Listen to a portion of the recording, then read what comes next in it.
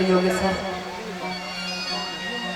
की छत्र छाया में विराजमान 33 कोटि देवता 88,000 ऋषि श्री हनुमंतलाल जी महाराज के परम सानिध्य भगवान नारायण जिनको हम श्री श्री 1000 बोलते हैं ना, 1008 अलाउंस में सुनते हैं जब आप लोग बोलते हैं श्री श्री 1008। परमात्मा किसी डिग्री का मोहताज ही नहीं है। वो भक्त का भाव है, चाहे वो 1008 लगाए या 108 लगाए, है ना। परमात्मा की तो कोई गिनती ही नहीं है। 108 कहकर 1008 कहकर हम उसकी सीमा को बांध रहे हैं। हालांकि 108 1008 तो महात्माओं के नाम पे लगाया जाता है, लेकिन वो तो परमात्मा है, उसका तो कोई और छोर नहीं है। इस सभा में विराजमान आंजनेय लाल हनुमंतलाल जी महाराज, कोई कथा सुने ना सुने, उनकी भूमिका यहाँ पर प्रथम होती है। इस पंडाल को बड़ी खूबसूरती के साथ में आप लोगों ने सजाया है। इस पंडाल के एक एक लकड़ी में आपकी मेहनत छलकती है, आप सबका योगदान छलकता है, मेहनत छलकती है। कई लोग कहा करते हैं दीदी कथा में बड़ी मेहनत है, साधारण नहीं है यज्ञ का काम। हाँ, लेकिन विनती करें, बाद में जब प्रशंसा का लड्डू मिलता है तब वो बड़ा मीठा लगता है। मेहनत करने के बाद जब प्रशंसा का लड्डू मिलता है तब आपको भी लगता होगा आहा प्रभु, आज अगर मेहनत ना की होती तो क्या ये आनंद आता क्या। कभी कभी पता है बोलते बोलते गर्मी बढ़ जाती है लोगों की, रात रात भर नींद नहीं आती, तो आंखों में कभी ठंडी पट्टी रखेंगे तो ठंडा पानी पिएंगे। लेकिन मैं विनती करूं, 8 घंटे फावड़ा करने के बाद जब खटिया में लेटो तो क्या नींद आती है। नींद आए अन्यथा ना आए हमको, लेकिन जब सोचते हैं कि परमात्मा ने हमको कितने अच्छे काम के लिए चुना है तो ऑटोमेटिक सुकून की नींद आती है, आंतरिक सुकून होता है। इसके लिए आप लोगों ने जो ये मेहनत की है, परमात्मा आपसे ये अच्छा कार्य हमेशा कराते रहे। इस व्यास मंच से बस यही दुआ देते हैं, हम आए ना आए, आपके यहाँ पर एक से बढ़ के महात्मा आते रहे और परमात्मा की कथा सुनाते रहे। बस यही दुआ है आप लोगों के लिए। एक फिल्म का तो नाम मुझे पता नहीं है, लेकिन उसका गीत मुझे मालूम है।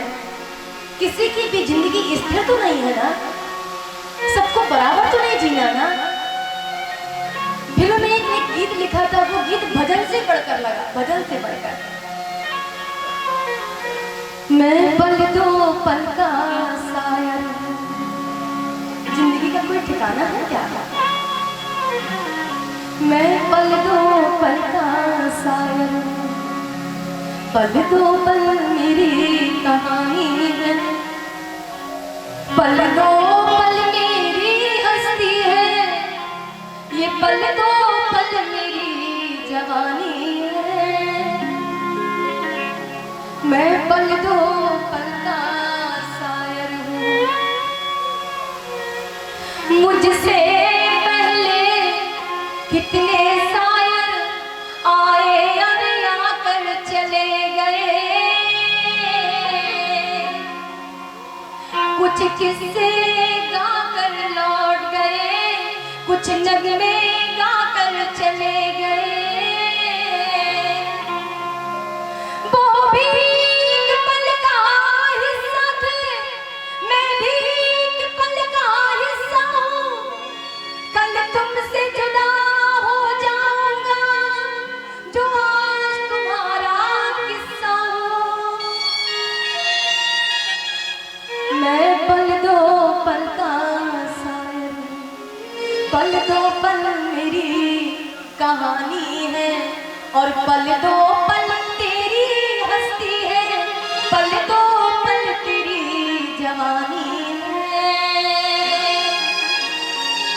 जवानी है।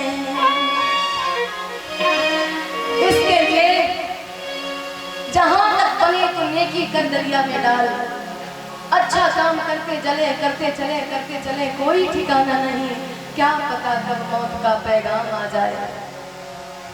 भारत के महान सम्राट संत श्री मुरारी बापू जी ये शब्द कहा करते हैं, क्या पता कब मौत का पैगाम आ जाए, कब जिंदगी की आखिरी शाम आ जाए।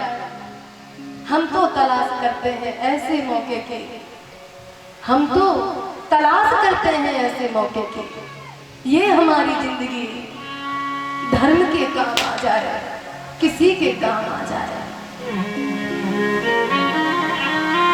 विराजमान मेरे धर्म के समस्त माता पिता,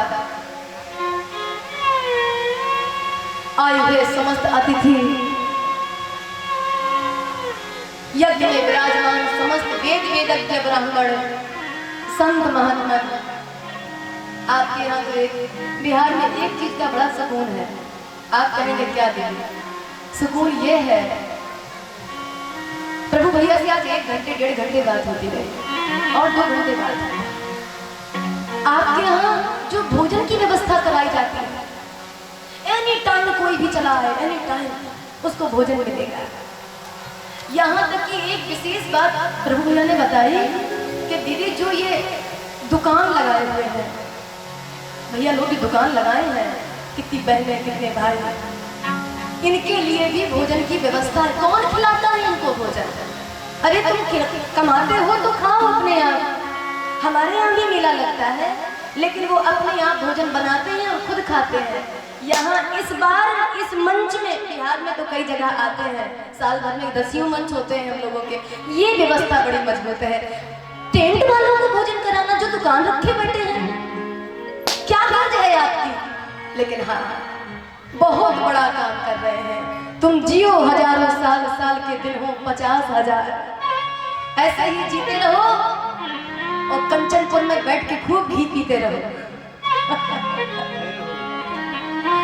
माता सरस्वती के बेटे ये समस्त गंधर्व, मैं आपको हृदय से प्रणाम करती हूँ। और जहां तक भी आवाज जा रही है मेरी, अंडज पिंडज स्वैदज जरायु 4 प्रकार के जीवों की सहेली, सिया राम मैं सब जग जानी, करूं प्रणाम जो जुग पाही की भावना को लेकर एक बहुत प्यारा दृष्टांत मुझे याद आता है।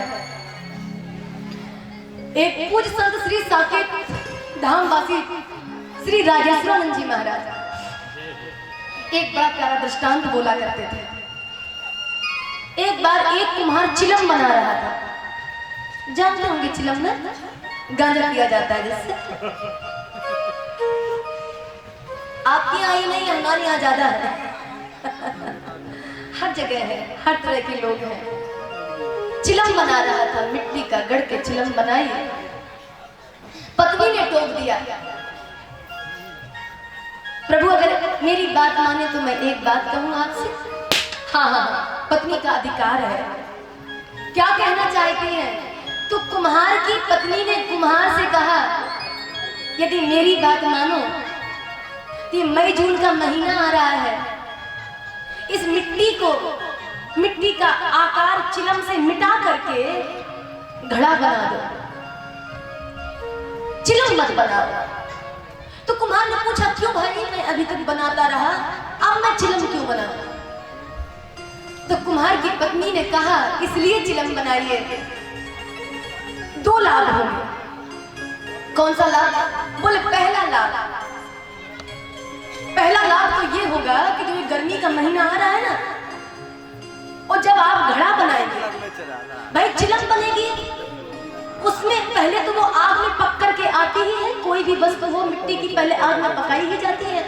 तो पहले जो चिलम पकेगी आग में, उसमें पकने के बाद जब आएगी तो रोज पका